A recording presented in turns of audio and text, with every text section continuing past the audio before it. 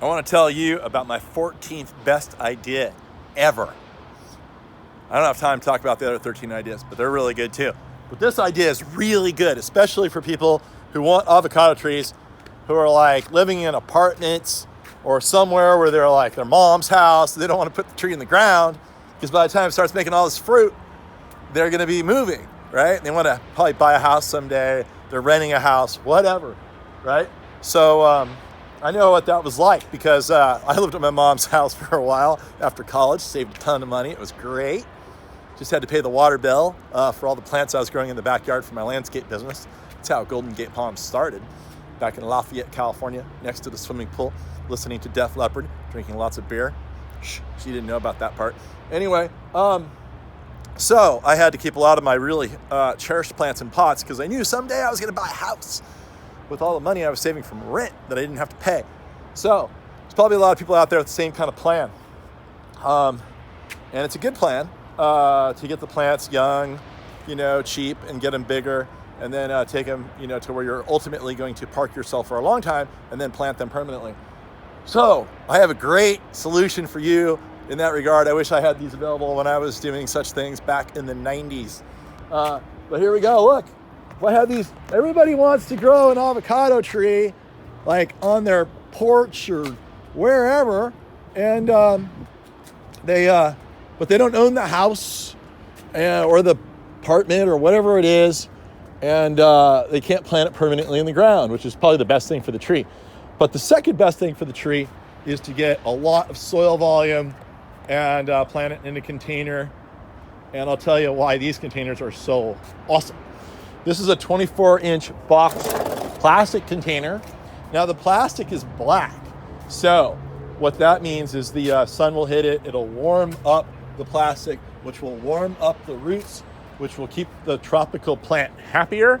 Even in winter, the sun is on a low angle and it hits the sides of this and it literally warms up the soil profile in the plant, and it does much better. Even better than, like these wooden boxes that we usually sell the plants in. The other thing about the plastic is that it is non-biodegradable. So it's inert. And this is UV stabilized plastic because it's meant to be outside. So this will last for decades and decades. This is a 36-inch boxed container here. You can see the avocados also like really good aeration on their roots. That means airflow, and also drainage. So look at the drain holes here. These are spectacular, perfect for avocado culture. Now also this plant, or this box, you can see to take it apart and ultimately plant the plant, you just take everything off of here and the thing folds apart and you're done. You have to dig the hole, put the whole box in the ground, and that way you don't disturb the roots when you finally do go to plant it. Now this one here is small enough.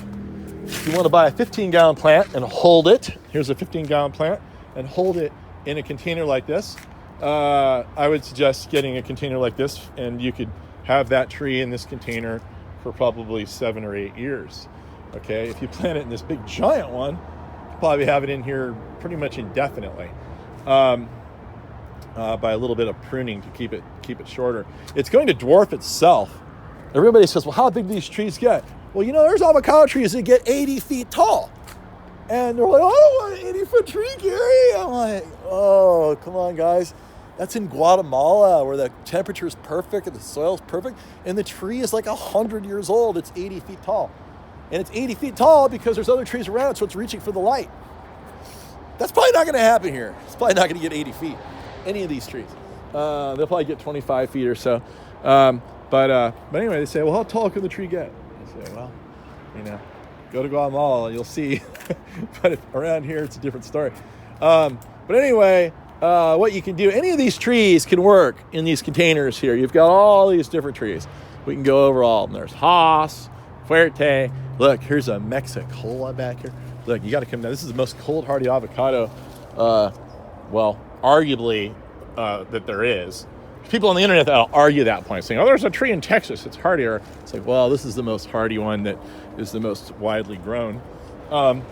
And that's hardy to 18 degrees, believe it or not. An evergreen, beautiful tropical tree, hardy to 18 degrees. We've got reed. Reed is a semi-dwarf right there. And so it's also one of the most beautiful trees there is. And so that would be a good one to put into pots. But even the largest ones you could put in here. And they're not going to get big because it's all a matter of root zone. If they don't have a lot of root zone, it's impossible for the plant to get big. So you can actually dwarf the trees in these containers anyway. So if you want to dwarf your tree, maybe you do. You just want to get these containers and dwarf the tree that way. The other thing is these containers make your plant mobile. Obviously, there's a lot more soil volume in this one here, and it will anchor your tree down better. This one over here, if your tree gets too big and you don't trim it down a little bit, it could blow over. So you have to be careful about that. But what's cool about these plant containers here is also allows you the ability to wheel this thing into the garage if there's a severe freeze. Usually, the limitation of cold for these plants is basically 1 or 2 or 3 or 4 nights a year, and only for 3 or 4 hours. So, the whole survivability of the plant boils down to 7 or 8 or 10 hours of low temperatures. And so, if you could literally go buy a pallet jack for $250, and look, in this container right here, you've got room to put your pallet jack, prongs under here and pick this thing up and wheel it around. And so you could literally take it in your garage or next to your house where it's warmer or whatever, as long as you have a hard surface to roll on that's flat or more or less flat. But we have all the potting soil that you'll need to pot these things up. We can even do it for you if you're extremely lazy, or if you're just loaded and you're pay those guys. Yeah, that's the luxury of, working hard and studying and getting a good job. You could just pay us to do the gnarly work. Anyway, that's kind of it. So just know that you can always the best tree of all probably to use for this purpose would be the Wurtz. This is the Wurtz. It's also known as a little Cotto. It's not known as little Cotto because the avocado's little. The avocado is actually larger than a typical Haas avocado.